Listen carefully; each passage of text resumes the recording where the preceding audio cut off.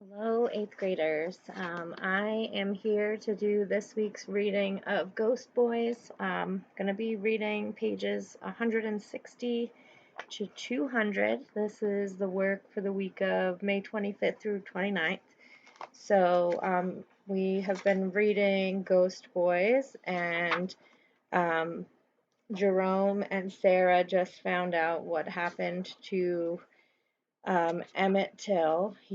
Emmett told his story, um, and we are picking up on page 163. It's called School's Out, and we're gonna read till the end. And I'm actually gonna also read the little afterword as well. So this is School's Out. Just gonna make sure my sound is all the way up. Okay. School's out. Winter, spring, summer. Every time I see a black kid, I yell, "Be safe." They never hear me. Walking my neighborhood, I wonder how anyone can laugh, be merry. The streets are dangerous. Gangs, bullies, drive-bys, police with guns. But people need to be happy, or else be like me. I shout, dead, listless, weighed down with hard stories. Strange though, I feel something's in the air, like a shift, something I've got to do. Lately I've been lingering on my street, nights, wild sunflowers in the vacant lot, close up. Scents of chicken and collards blow through kitchen windows. I wish I could eat, play, hug my sister, pat a dog, stroke a cat. Without rest I wander and watch, see a world that's no longer mine. Carlos was trying to make me happy, and I was happy for a bit. If I'd known I was going to die, would I have become his friend? Truth is, even though it didn't last long, it was nice to have a friend. Now I'm on 165. This chapter is called Carlos. Since school ended, since Kim said, "You have to tell Grandma, I haven't seen Carlos," I stand on the school steps and think, Carlos. Within seconds, I'm in an apartment bedroom. Carlos is lying on his bed, his hands covering his eyes. He isn't sleeping. Every now and then his right leg twitches. He sniffs. Wind billows, flaps the curtains. On Carlos's dresser are candlesticks, a drawing of a toy gun, a sandwich wrapper from the school cafeteria, a drumstick, and another drawing of two bathroom stalls with me and Carlos both inside, slapping, pounding, playing percussion on the plastic partition. There's a silver cross dangling from black rosary beads, and a school photograph, me from seventh grade, cut from the Chicago Tribune.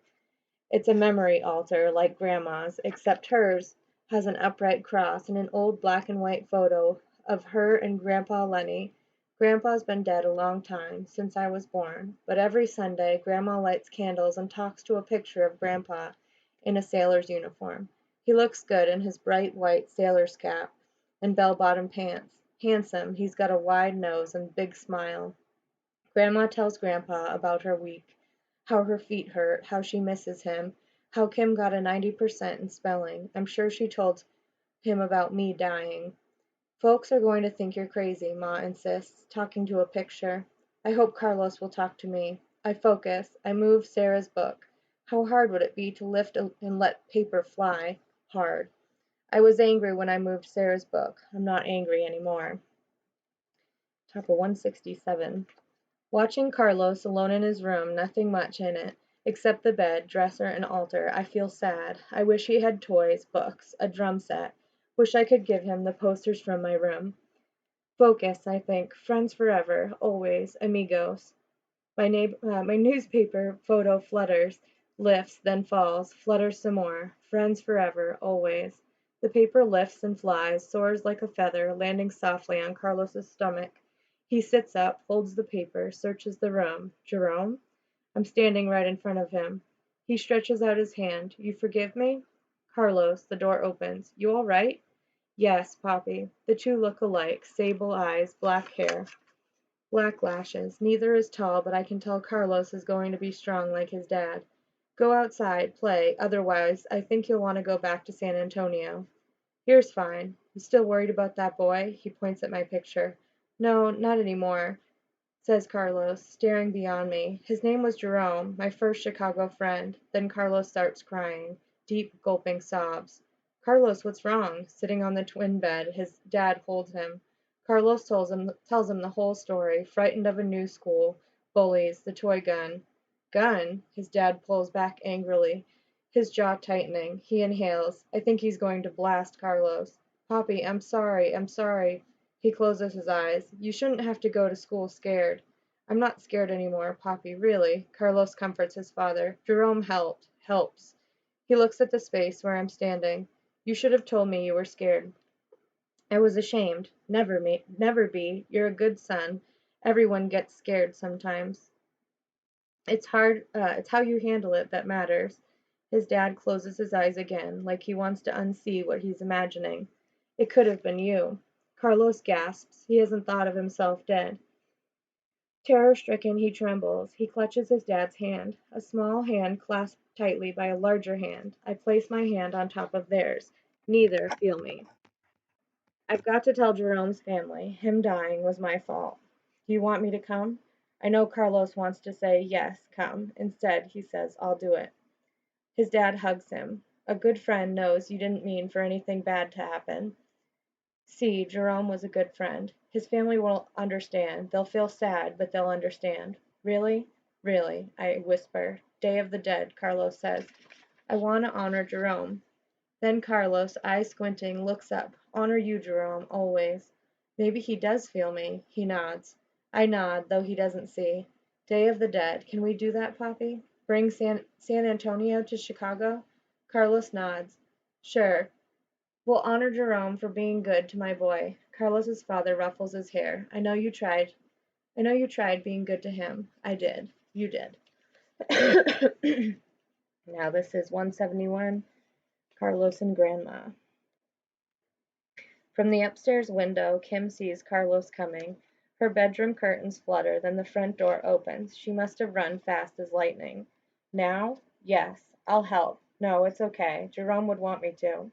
Carlos's eyes widen. Thanks, Kim. I follow them into the living room. Carlos stops, grins at Grandma's altar. She's placed Carlos's drawing of me next to her, and Grandpa's wedding picture. A vase holds a fresh pink carnation. Carlos is pleased. Kim guides him into the kitchen.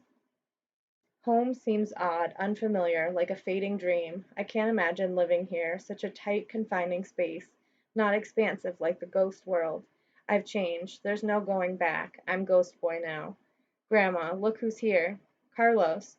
Grandma stops chopping carrots. She grabs a plate covered in foil. Cookie? No, no, thanks. You've got to have one. Sit. Kim, get the milk. Sorrowful, Kim looks at Carlos as he uncomfortably sits at the table. I stand by the sink. Jerome used to like chocolate chips, says Kim, but these are oatmeal raisin. You can dip them in milk. Thanks, Kim, says Carlos, dipping his cookie in the glass she's given him. He bites. Poor Carlos, his face twists, just like me and my tuna fish, the last food I ate. His cookie tastes like dirt. Jerome should have brought you home. I was afraid he didn't have friends. Jerome was good, but a bit quiet. He kept to himself. Grandma smiles. You were his good friend? She reaches for Carlos's hand. I was his good friend, says Carlos. He swallows, blurts. I gave him the gun. Stunned, Grandma freezes. I didn't mean any harm. It was just a toy. Kim pats Grandma's back. I'm proud of Carlos. His story, it isn't easy. I just wanted Jerome to have some fun, play. He'd been nice to me, and I wanted to be nice back. Carlos bursts into tears. Kim starts crying.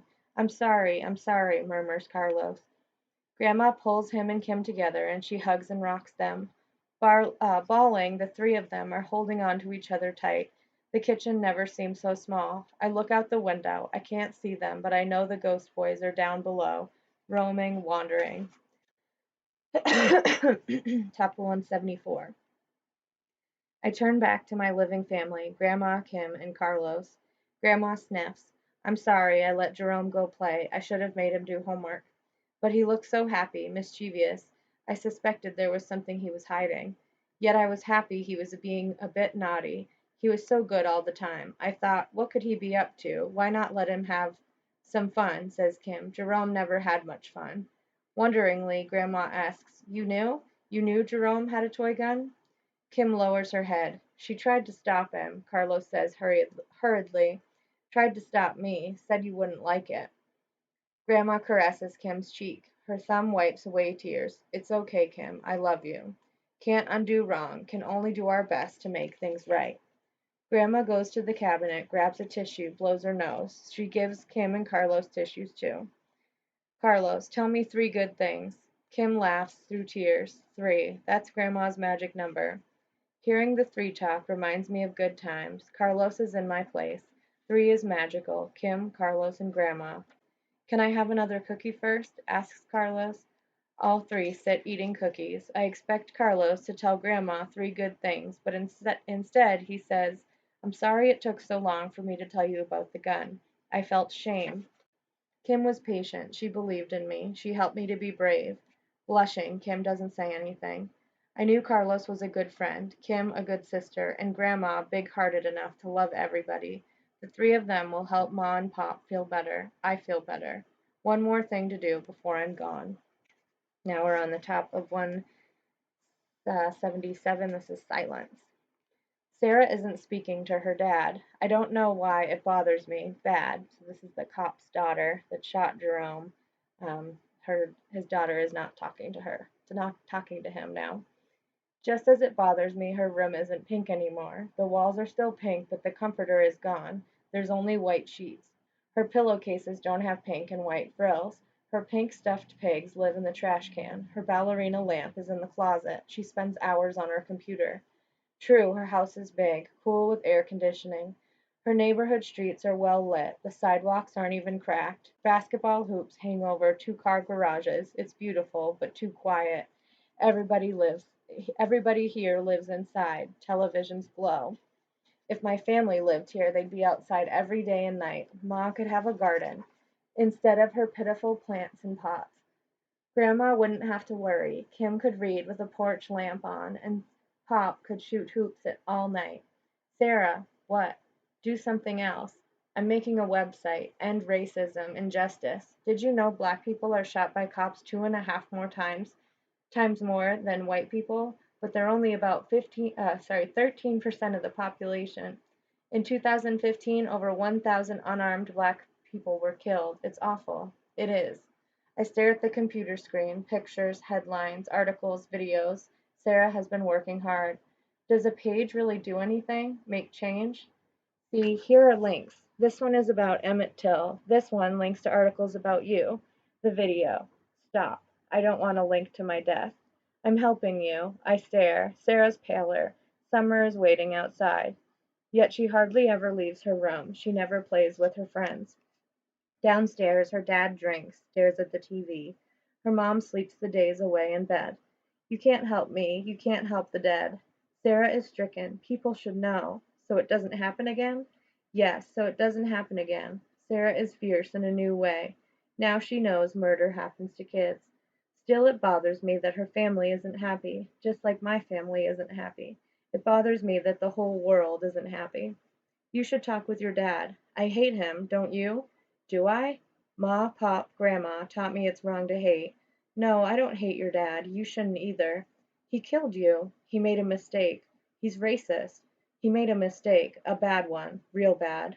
Just like it was bad for Mike, Eddie, and Snap to bully me, bully Carlos. They just decided to dislike us. Mournful, I say. It's wrong to be bullied for no reason. It's worse when someone has a reason. Like prejudice.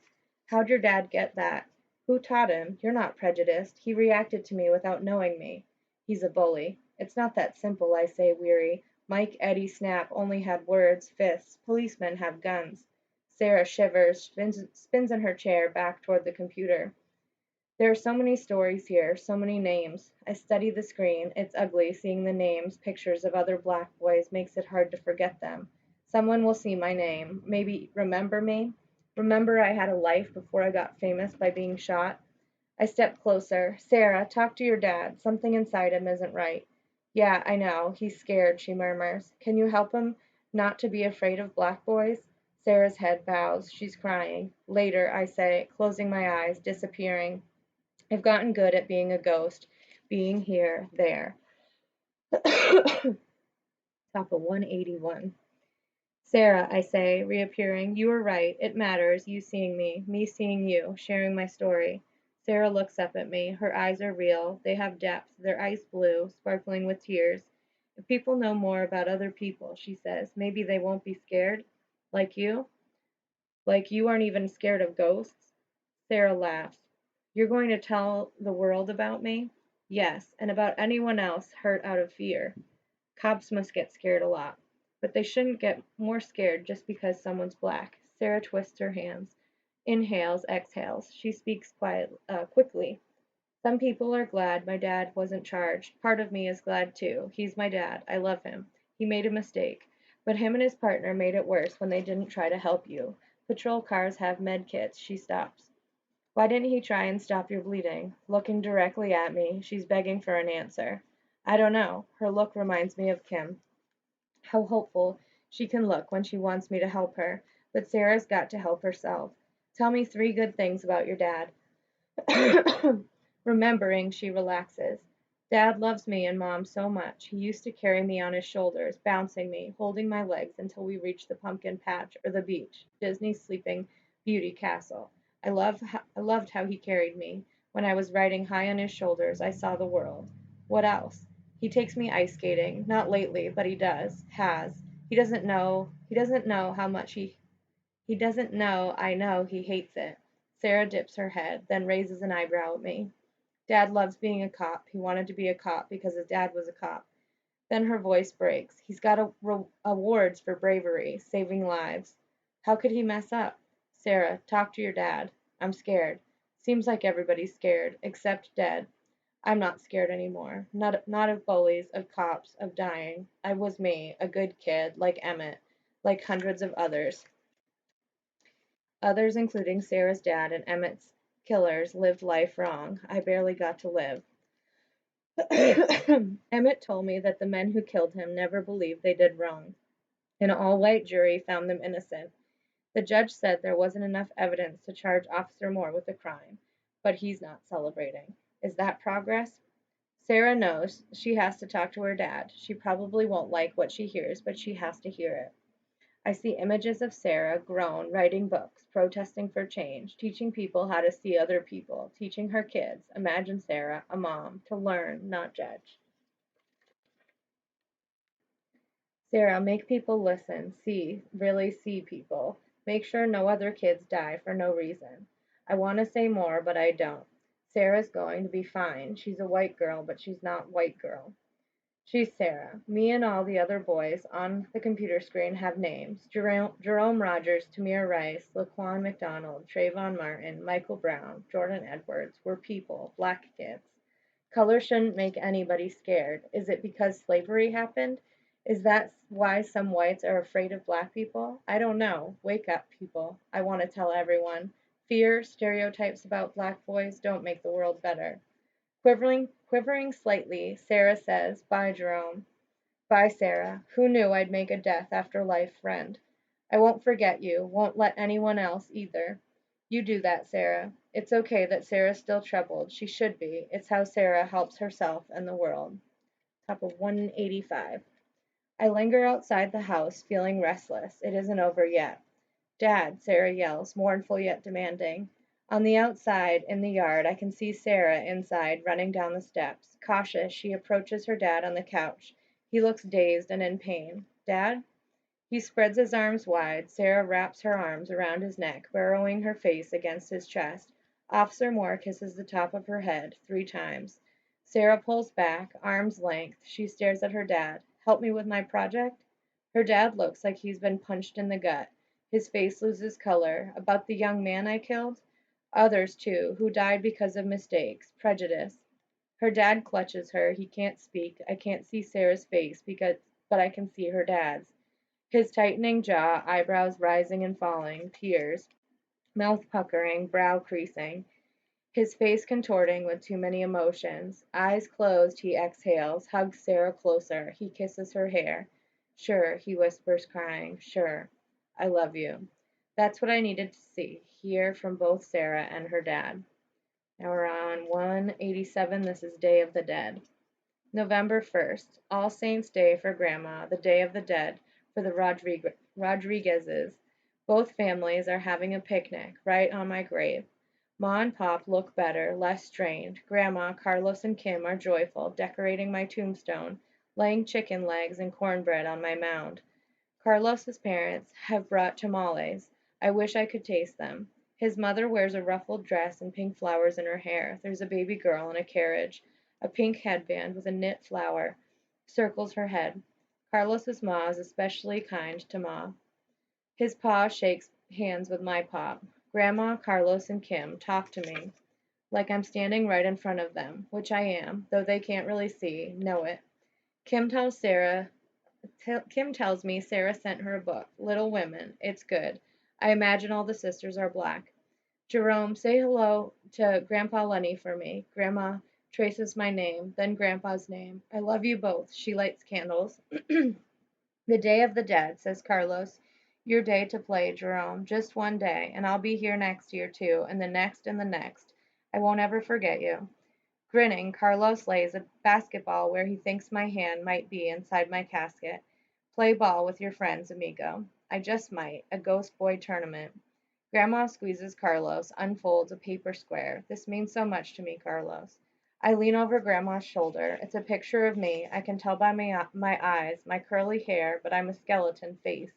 Big eyes, a shrunken skull with rainbow designs. It's not meant to be frightening, like Halloween, says Carlos. Mexicans honor the dead. Skull pictures celebrate our loved ones. I want to draw too. Can you show me? Asks Kim. Sure, it's easy.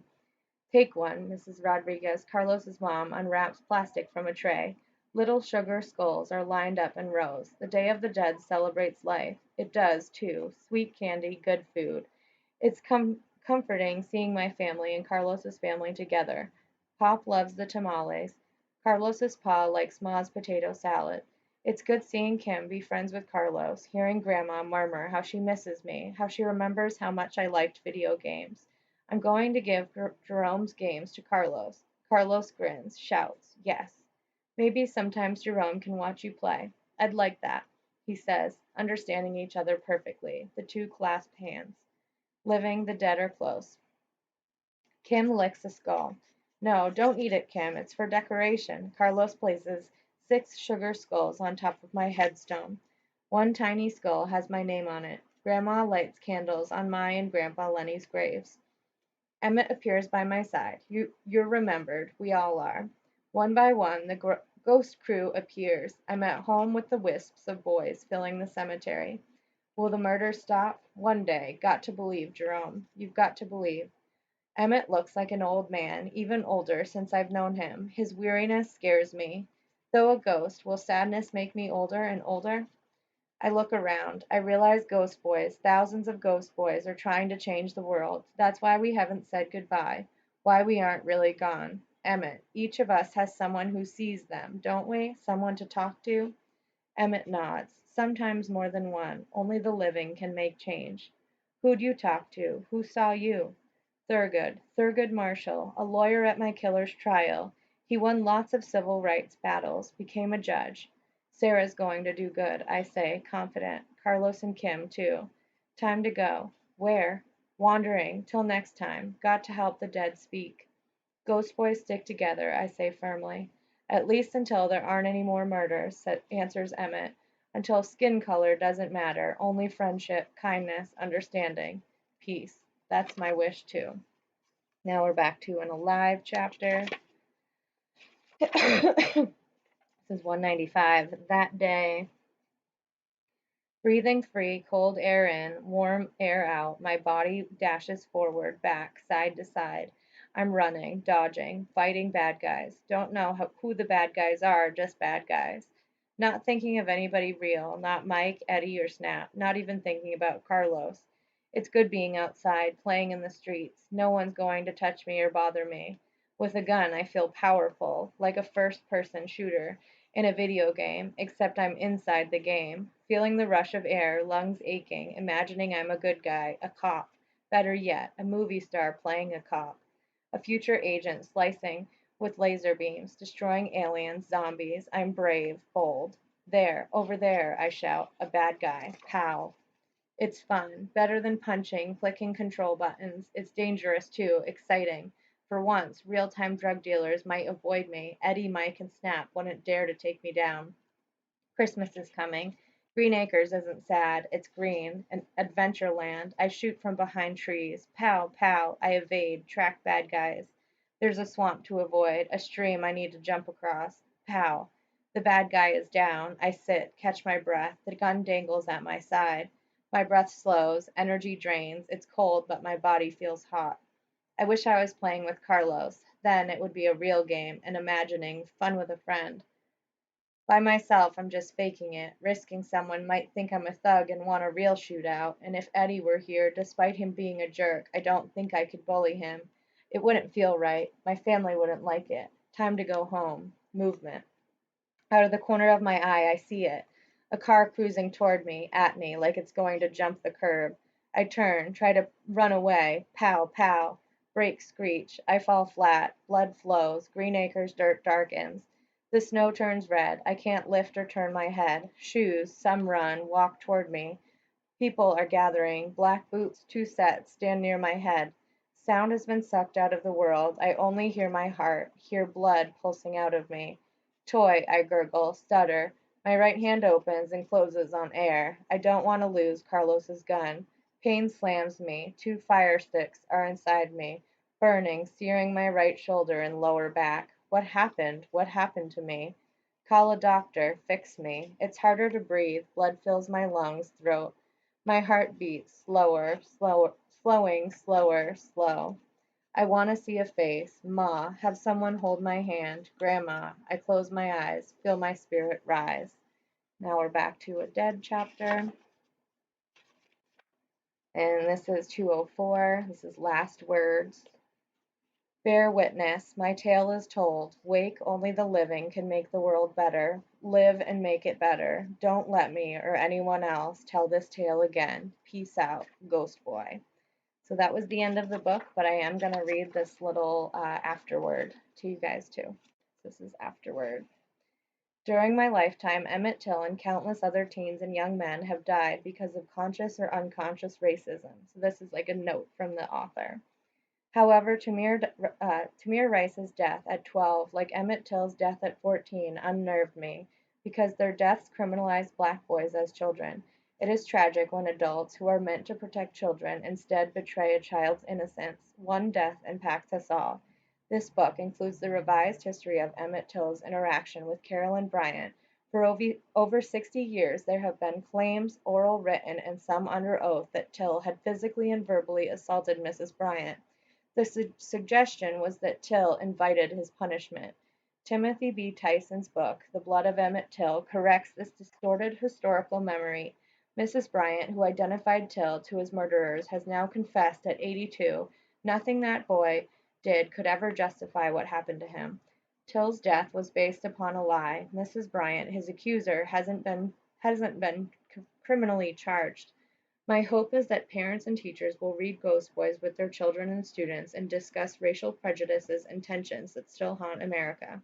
Through discussion, awareness, and societal and civic action, I hope our youth will be able to dismantle personal and systematic racism. My family has always celebrated and honored the dead. For me, it was important for Jerome and Carlos to have a friendship that extends beyond life. So, too, I wanted to underscore that Grandma's and the Rodriguez's beliefs were interconnected. Throughout the world, honoring the dead is a cultural theme. Ancestor worship from various Mesoamerican tribes and cultures, particularly the Aztecs, created the Day of the Dead holiday.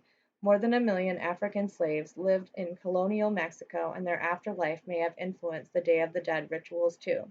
The Day of the Dead celebration begins at midnight on October 31st. Deceased children, angelitos, are allowed 24 hours to play with their families. The next day, adult spirits are honored. Catholicism, widespread in America and Mexico, celebrates November 1st as All Saints' Day, honoring saints, and November 2nd as All Souls' Day, honoring one's familial dead. The Day of the Dead celebrations merged with Catholic traditions most likely in the 1500s. The Day of the Dead celebrates life, family connections, and reminds people to enjoy life. Families erect altars to their loved ones, filling them with favorite drinks and foods. Tending grave sites and retelling stories about the dead are important aspects of honoring family memories and traditions. Believing the dead are still present gave this novel even more urgency for me. I do believe that as a living person I am obliged to honor and speak for those who can no longer speak for themselves. On the top of 208, this is the last page. Bearing witness. Bearing witness has long been crucial to African American communities, indeed to all ethnic groups who have suffered oppression. Bearing witness means using your personal and/or cultural story to testify against inequities, injustice, and suffering. To bear witness often includes personal trauma such as Jerome's death and subsequent experiences. Telling his story helps him cope with his pain but provides catharsis, emotional cleansing, which allows him to accept his death and his role as a storyteller in the afterlife. Bearing witness, Jerome empowers Sarah and future others to fight against racial bias and discrimination. As an artist, I bear witness and hope to empower readers to make the world better. My hope is that Ghost Boys prompts meaningful change for all youth. So, with that said, you guys are done with the book. Please complete your last week of work and also the project at the end. And reach out over Zoom or email if you need any help with anything, and let me know how I can help. I will talk to you all soon. Bye.